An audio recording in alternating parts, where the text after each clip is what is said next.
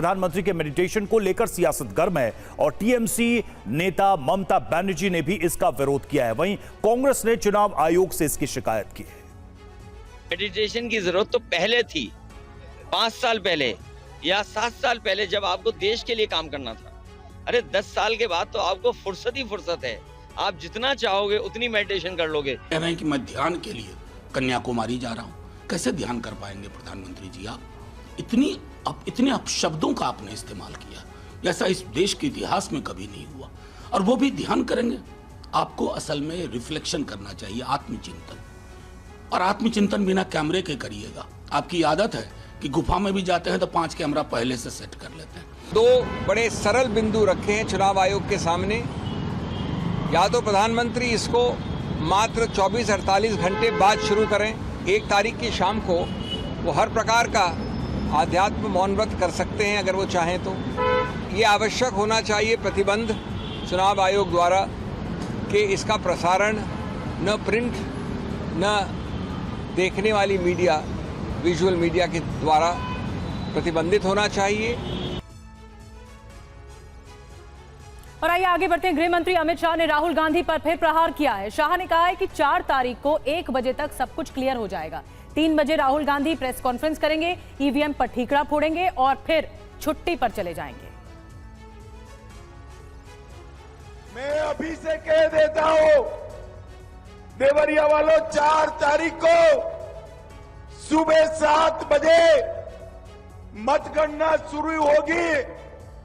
1 बजे तक चित्र स्पष्ट हो जाएगा। 3 बजे राहुल बाबा प्रेस कॉन्फ्रेंस करेंगे कि ईवीएम में खराबी थी, इसलिए हम चुनाव हार गए।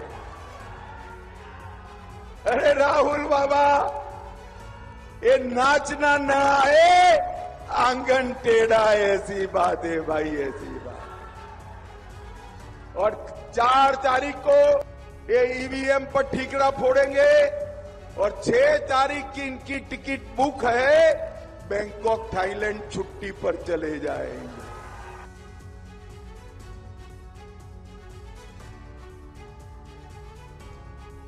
और इस बीच पश्चिम बंगाल पहुंचे बीजेपी अध्यक्ष जेपी नड्डा ने सीएम ममता बनर्जी पर प्रहार किया। नड्डा ने कहा कि बीजेपी बंगाल में 30 से ज्यादा सीटें जीतने जा रही है। पश्चिम बंगाल के 9 सीटों पर आज प्रचार थम जाएगा। आखिरी चरण तक भी बीजेपी ममता बनर्जी के गढ़ को ढहाने में कोई कसर नहीं छोड़ रही। बीजेपी अध्यक्ष जेपी नड्डा ने देर शाम कोलकाता में रोड शो किया। नड्डा ने दावा किया कि बीजेपी बंगाल में 30 से ज्यादा सीटें जीतेगी। तो मैं उत्साह देख रहा हूं बंगाल में, मैं 4थी बार आ रहा हूं। जो मैं उत्साह देख रहा हूं बंगाल में और जो मैं उमंग और खुशी देख रहा हूं, वो स्पष्ट बता रहा है कि भारतीय जनता पार्टी के तरफ मोदी जी को फिर से तीसरी बार प्रधानमंत्री में बनाने में बंगाल पीछे रहने वाला नहीं है। वह स्पष्ट रूप से भारतीय जनता पार्टी को एक तरफा फैसला दे रहा है और हम 30+ भारतीय जनता पार्टी की सीटें आ रही हैं। नड्डा ने कहा ममता बनर्जी अपनी कुर्सी बचाने के लिए देश को मुसीबत में डाल रही है। उन्होंने कहा ममता बनर्जी बांग्लादेश से आए घुसपैठियों को पोषण कर रही हैं। वो धर्म के नाम पर आरक्षण चाहती हैं, जो कभी भी नहीं हो सकता।